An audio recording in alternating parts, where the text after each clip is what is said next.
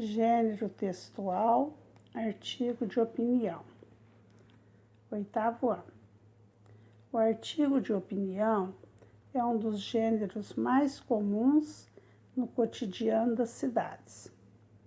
Publicado normalmente em jornais, revistas e blogs, esse tipo de texto tem como função apresentar e defender um ponto de vista sobre algum assunto relevante para a sociedade.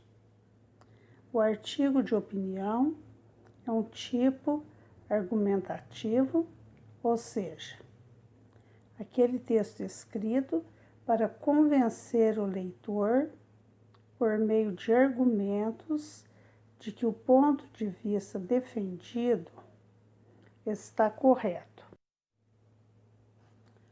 A linguagem usada no artigo de opinião costuma alinhar-se à norma culta da língua portuguesa.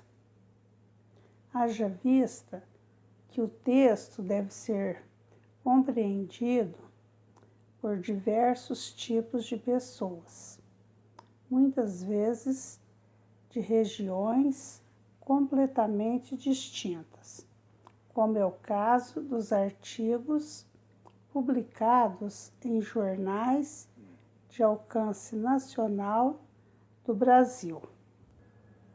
Norma padrão ou linguagem padrão é aquela que a gramática diz que é a linguagem correta.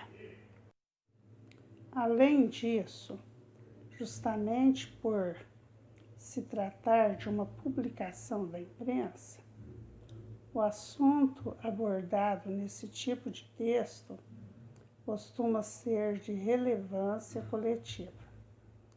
Fatos importantes ocorridos nos dias ou semanas anteriores costumam ser os temas do artigo de opinião.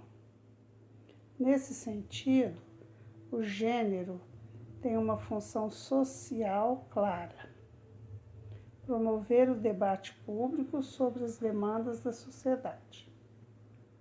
Resumindo, são características do artigo de opinião: texto argumentativo que apresenta um ponto de vista sobre um assunto relevante. Procura convencer o leitor por meio de argumentos escrito de acordo com a norma padrão da língua portuguesa. Questão número 1. Leia o artigo a seguir para entender melhor o que é um artigo de opinião.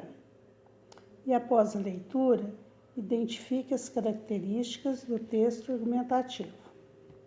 O texto se intitula Álcool é droga sim.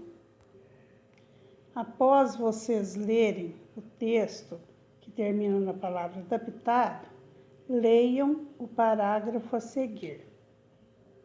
Questão número 2. Identifique o tema central, o assunto principal trabalhado no texto.